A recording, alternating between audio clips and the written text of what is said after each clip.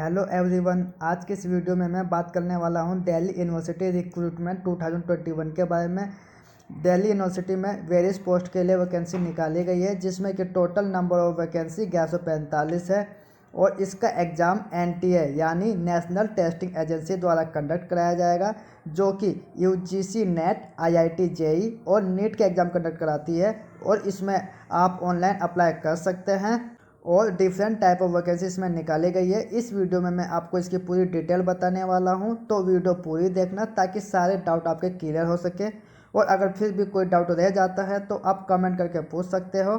तो स्टार्ट करते हैं वीडियो। मैं सोनू आपका स्वागत करता हूँ अपने यूट्यूब चैनल सोनू हब्स में।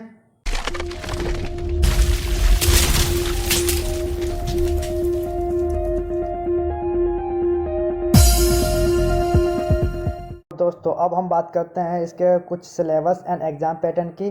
तो इसके लिए आपको जाना होगा इसकी साइट पे। तो मैं जाता हूँ इनकी साइट पे। सबसे पहले अपने फ़ोन में ब्राउज़र ओपन करेंगे। देन यहाँ पे आप डालेंगे NTA रिक्रूटमेंट। NTA रिक्रूटमेंट पे क्लिक करेंगे। देन यहाँ पे नेशनल टेस्टिंग एजेंसी आएगी, इस पर क्लिक करेंगे।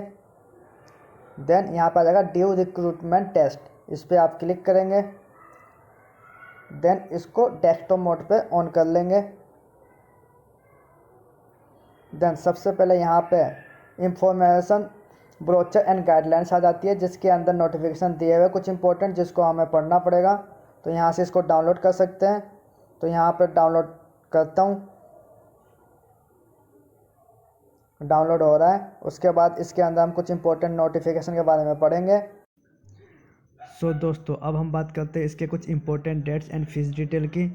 जहाँ 23 फरवरी 2021 से ये फॉर्म फिलअप करना शुरू हो गया है, जिसकी लास्ट डेट 16 फरवरी 2021 है और पेमेंट की लास्ट डेट 17 मार्च 2021 दी गई है। और यहाँ पे हम फीस पेएबल बाय कैंडिडेट द्वारा फीस की बात करते हैं। जनरल एंड अनरिजर्व कैंडिडेट को 1000 रुपये पेमेंट करना पड़ेगा। उसके बाद OBC, NCL, EWS और फीमेल कैंडिडेट को 800 रुपये देना पड़ेगा। SC, ST और PWD कैंडिडेट को 600 रुपये पे करना पड़ेगा। इसकी करेक्शन विंडो ओपन होगी 18 मार्च से 20 मार्च तक ओपन रहेगी। कुछ भी अगर फॉर्म में करेक्शन करवाना तो करवा सकते हैं। देन अभी डेट ऑफ एग्जामिनेशन और एडमिट कार्ड अनाउंस नहीं हुआ है। उसके बाद बात करते हैं, ये एप्लीकेशन ओनली ऑनलाइन मोड पे भरा जाएगा, ऑफलाइन मोड पे नहीं भर सकते आप। देन उसके बाद अगर आपको एक से ज़्यादा पोस्ट के लिए अप्लाई करना है तो एक ही एप्लीकेशन के अंदर कर सकते हैं। हर पोस्ट के लिए अलग से एप्लीकेशन फाइल करने की ज़रूरत नहीं है। तो अब बात करते हैं recruitment of non teaching staff. इसके अंदर serial number, post code, post and पे level as per 7 CPC category दे रखा है। तो इसके अंदर हम देखेंगे कि कौन से पोस्ट के लिए कितनी सीटें अवेलेबल है और उसको कितनी सैलरी मिलेगी। तो सबसे पहले हम देखेंगे, यहाँ पे पोस्ट दे रखा है मेडिकल ऑफिसर, जिसकी पे लेवल एज पर 7 CPC में लेवल 10 के हिसाब से इसको सैलरी मिलेगी। उसके बाद कैटेगरी में अनरिजर्व के लिए 8 सीटें अवेलेबल है, OBC के लिए 5 सीटें और EWS के लिए 2 सीटें अवेलेबल है। टोटल 15 सीटें अवेलेबल है। उसके बाद बात करते हैं असिस्टेंट रजिस्ट्रार की, जिसमें पे लेवल एज पर 7 CPC है, लेवल 10। और उसके बाद कैटेगरी में अनरिजर्व के लिए 2 सीटें हैं, SC के लिए 1 सीट है और ST के लिए भी 1 है। उसके बाद OBC के लिए नहीं है, EWS के लिए 1 सीट है और PWBD के लिए 1 सीट है। टोटल 6 सीटें अवेलेबल है। वैसे ही बात करते हैं हम यहाँ पे प्राइवेट सेक्रेटरी की, जहाँ पे लेवल 7 के हिसाब से सैलरी मिलेगी। यहाँ पे कैटेगरी में SC के लिए 1 सीट है, ST के लिए 1 सीट है, टोटल 2 सीटें हैं। उसके बाद हम बात करते हैं सिक्योरिटी ऑफिसर के बारे में, जहाँ पे लेवल है लेवल 7। यहाँ पे कैटेगरी की बात करेंगे तो अनरिजर्व के लिए 1 सीट है और टोटल 1 सीट ही है। ऐसे करके यहाँ पे टोटल हमारे यहाँ पे 51 पोस्ट दिए हुए हैं। तो आपको ऐसे ही चेक कर लेना है कि कौन सी पोस्ट के लिए कितने सीटें अवेलेबल है। तो आई होप आप समझ गए होंगे कि आपको पोस्ट कैसे चेक करना है।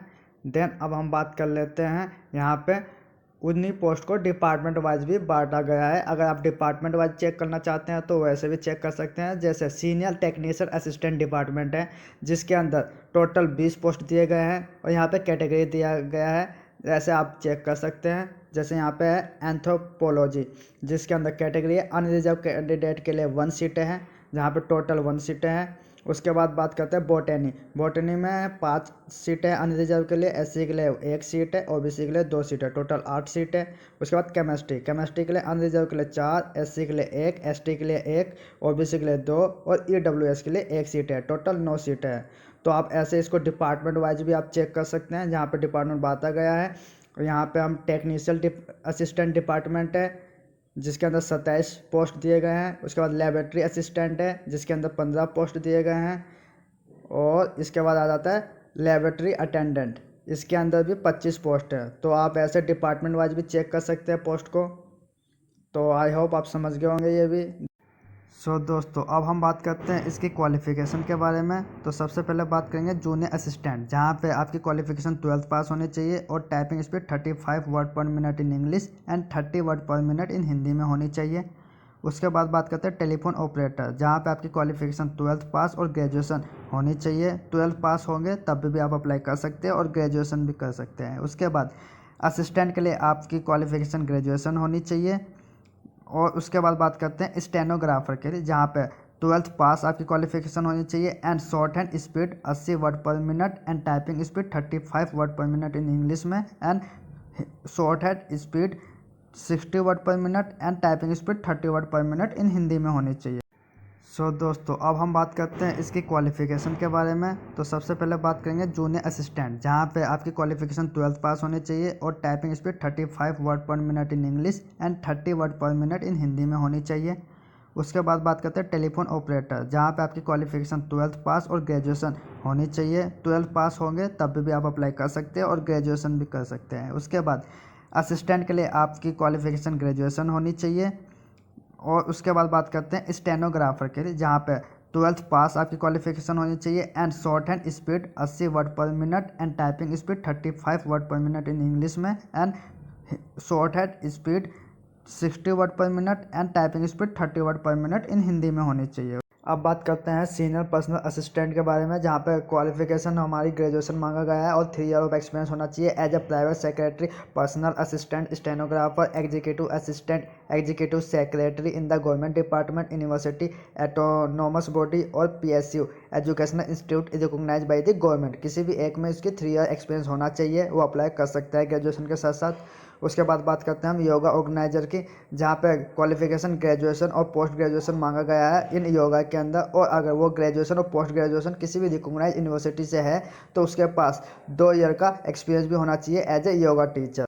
दोस्तों अब बात करेंगे नर्स के लिए पोस्ट है, जहाँ पे क्वालिफिकेशन मांगा गया है बीएससी ऑनर्स एंड अगर किसी ने रेगुलर बीएससी किया हुआ है किसी यूनिवर्सिटी या इंस्टीट्यूट से तो वो भी ये फॉर्म भर सकता है। देन उसके बाद यहाँ पे मिनिमम 6 मंथ का एक्सपीरियंस मांगा गया है इन द हॉस्पिटल के अंदर। देन अब बात करते हैं जूनियर इंजीनियर इलेक्ट्रीशियन की, जहाँ पे क्वालिफिकेशन मांगा गया है डिग्री होनी चाहिए, या तो कोई डिप्लोमा इन सिविल में होना चाहिए या electrician engineering of recognised university या इंस्टीट्यूट से किया होना चाहिए।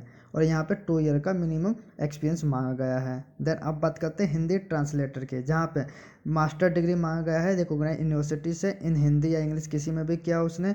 उसके बाद यहाँ पे आया है वर्क एक्सपीरियंस 2 ईयर्स का होना चाहिए उसके पास, देन वो ये फॉर्म भर सकता है। उसके बाद आते हैं हम पर्सनल असिस्टेंट के, यहाँ पे ग्रेजुएशन मांगा गया है क्वालिफिकेशन के अंदर। देन शॉर्ट हैंड स्पीड उसकी 100 वर्ड पर मिनट होनी चाहिए and typing speed 40 word per minute in English में होनी चाहिए। देन उसके बाद 80 word per minute and typing speed 40 word per minute in Hindi के अंदर होनी चाहिए। अब बात करते हैं हम सोशल वर्कर की, जहाँ पे क्वालिफिकेशन मांगी गई है पोस्ट ग्रेजुएट डिग्री इन किस में, सोशल वर्क में फ्रॉम रिकॉग्नाइज्ड यूनिवर्सिटी से। देन उसके बाद आते हैं हम प्राइवेट सेक्रेटरी, जहाँ पे बैचलर डिग्री मांगा गया है क्वालिफिकेशन और एटलीस्ट 3 ईयर का एक्सपीरियंस होना चाहिए। उसके बाद बात करते हैं हम जूनियर असिस्टेंट स्टोर की, जहाँ पे 12th पास मांगा गया है एंड उसके पास 2 साल का एक्सपीरियंस भी होना चाहिए। उसके बाद हम बात करते हैं जूनियर वर्क असिस्टेंट की इंजीनियरिंग सर्विस, जहाँ पे 10th पास मांगा गया है और उसके पास ITI सर्टिफिकेट होना चाहिए फ्रॉम रिकॉग्नाइज्ड यूनिवर्सिटी से एंड 5 ईयर का एक्सपीरियंस भी मांगा गया है इसके अंदर। देन अब बात करते हैं असिस्टेंट स्टोर की, जहाँ पे ग्रेजुएशन क्वालिफिकेशन में मांगा गया है। देन उसके पास डिप्लोमा भी होनी चाहिए और एटलीस्ट 3 ईयर का एक्सपीरियंस भी होना चाहिए उसके पास। देन अब बात करते हैं सेल्समैन की, जहाँ पे मिनिमम क्वालिफिकेशन ग्रेजुएशन मांगा गया है और यहाँ पे 1 साल का एक्सपीरियंस भी मांगा गया है। तो दोस्तों यहाँ पे मैंने मैक्सिमम पोस्ट के क्वालिफ़िकेशन आपको बता दी है। अगर कुछ भी रह गया हो तो मैं इसका लिंक डिस्क्रिप्शन में दे दूँगा, आप उस लिंक पे जाके देख सकते हैं। देन अब बात करते हैं एज लिमिट की। तो यहाँ पे मैक्सिमम एज लिमिट दिया गया है, जहाँ पे मैं आपको बताऊँगा जूनियर असिस्टेंट के लिए 27 साल एज लिमिट है, असिस्टेंट के लिए 30, सीनियर पर्सनल असिस्टेंट के लिए 35 एंड नर्स के लिए 35, जूनियर इंजीनियरिंग सिविल के लिए 30, असिस्टेंट सिक्योरिटी ऑफिसर के लिए 45 और हिंदी ट्रांसलेटर के लिए 30, प्रोफेशनल असिस्टेंट के लिए 35। सो दोस्तों यहाँ पे सभी पोस्ट के मैक्सिमम एज लिमिट गिवन है। देन आप इसको देख सकते हैं और फॉर्म फाइल कर सकते हैं। सो दोस्तों अब हम बात करते हैं इसके सिलेबस की, जहाँ पे सिलेबस दे रखा है। सबसे पहले हम मेडिकल ऑफिसर की बात करेंगे। इसके अंदर 2 पेपर होंगे, पार्ट 1 पार्ट 2। पार्ट 1 के अंदर हमारा कंप्यूटर बेस्ड एग्जाम होंगे, जिसके अंदर 2 पेपर होंगे, पेपर 1 और पेपर 2, जिसकी टाइम लिमिट होगी 2 आवर्स की एंड मैक्सिमम 500 नंबर का एग्ज़ाम होगा, जिसमें 250 नंबर के एक एग्ज़ाम होगा। 250 करके 500 नंबर का एग्ज़ाम होगा। उसके बाद आते हैं पार्ट 2 के अंदर, जिसके अंदर पर्सनैलिटी टेस्ट होगा, जो कि 100 मार्क्स का होगा और टोटल 600 मार्क्स के इसमें एग्ज़ाम होगा। सो दोस्तों अब हम बात करते हैं असिस्टेंट रजिस्ट्रार पोस्ट की, जिसके अंदर 2 एग्ज़ाम होंगे, पेपर 1 और पेपर 2। पेपर 1 के अंदर एमसीक्यू के टाइप के क्वेश्चन होंगे, जो कि 150 क्वेश्चन होंगे और मैक्सिमम टाइम लिमिट होगी 2 आवर्स की, जिसमें 150 मार्क्स के क्वेश्चन भी होंगे। और उसके बाद आएगा डिस्क्रिप्टिव टाइप के क्वेश्चन, जिसके अंदर 2 आवर एग्जाम की लिमिट है और मैक्सिमम मार्क्स होंगे 150 मार्क्स का। देन इसके बाद होगा इंटरव्यू एंड पर्सनल टेस्ट, जिसके अंदर मैक्सिमम मार्क्स होंगे 150 मार्क्स के, जो टोटल होते हैं 450 मार्क्स का। देन इसके अंदर हमारे सिलेबस जो होंगे वो होंगे टेस्ट ऑफ जनरल स्टडी और दूसरा होगा एजुकेशनल एडमिनिस्ट्रेटिव एंड मैनेजमेंट। सो दोस्तों अब हम बात करते हैं private secretary, security officer, yoga organiser, senior personal assistant, nurse हो गया, असिस्टेंट मैनेजर हो गए, assistant security officer, Hindi translator हो गए, पर्सनल असिस्टेंट हो गए, सोशल वर्कर हो गए, साई थेरेपिस्ट हो गए, एक्सरे टेक्नीशियन हो गए, हॉर्टी कल्चरिस्टिक्स हो गए। इन सभी पोस्ट के लिए 2 एग्ज़ाम होंगे, पहला पेपर 1, दूसरा पेपर 2। पेपर 1 के अंदर एमसीक्यू टाइप के क्वेश्चन होंगे, जो कि टाइम लिमिट 2 आवर्स का होगा और मैक्सिमम 300 मार्क्स के एग्जाम होगा, जिसके अंदर 150 क्वेश्चन होंगे। और पेपर 2 के अंदर डिस्क्रिप्टिव टाइप के होंगे, जो कि 3 आवर्स की टाइम लिमिट है और 200 मार्क्स के एग्ज़ाम होगा। देन उसके बाद होगा स्किल टेस्ट, जिसकी टाइम लिमिट 1.5 आवर्स है और इसमें 50 मार्क्स के क्वेश्चन होंगे, जिसके अंदर 25 मार्क्स क्वालिफाइड करने के लिए मिनिमम चाहिए होंगे। सो दोस्तों अब हम बात करते हैं senior technical assistant department post की, जिसके अंदर 2 एग्जाम होंगे, पहला एमसीक्यू बेस्ड, दूसरा डिस्क्रिप्टिव टाइप। एमसीक्यू बेस्ड के अंदर टाइम लिमिट 2 आवर्स की होगी और मैक्सिमम मार्क्स 300 मार्क्स का होगा और 150 क्वेश्चन होंगे। और पेपर 2 के अंदर होगा डिस्क्रिप्टिव टाइप, जिसके अंदर 3 आवर्स की टाइम लिमिट है और मैक्सिमम मार्क्स 150 मार्क्स का एग्जाम होगा। उसके बाद होगा स्किल टेस्ट, जो कि 1 आवर्स का टाइम लिमिट है। देन उसके बाद इसके 50 क्वेश्चन होंगे और 30 मार्क्स क्वालिफाइड होने के लिए चाहिए होंगे।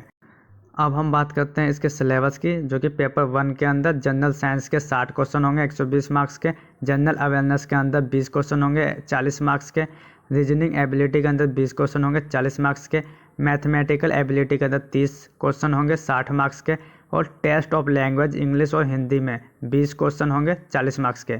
तो टोटल नंबर क्वेश्चन होंगे 150 और टोटल मार्क्स होंगे 300। अब हम बात करते हैं पेपर 2 की, जिसके अंदर टॉपिक होगा subject specific laboratory based practical question, जो कि एमसीक्यू टाइप के होंगे 50 क्वेश्चन 100 मार्क्स के। उसके बाद knowledge of computer with special reference to knowledge of word processing data analysis package, जो कि डिस्क्रिप्टिव टाइप के होंगे 50 मार्क्स के 5 क्वेश्चन। सो दोस्तों जैसा कि आप देख रहे हैं इसका सिलेबस बहुत बड़ा है, तो आप सीधा इसकी वेबसाइट पे जाके या डिस्क्रिप्शन में मैं लिंक दे दूंगा, वहाँ पे जाके इसका सिलेबस देख सकते हो। फिर भी अगर कोई डाउट होता है तो आप कमेंट बॉक्स में कमेंट करके मुझसे पूछ सकते हो, मैं डेफिनेटली वहाँ पे रिप्लाई करूँगा। देन आज के लिए इतना ही, तो आई होप आपको अच्छी लगी होगी वीडियो। देन मिलते हैं नेक्स्ट वीडियो में।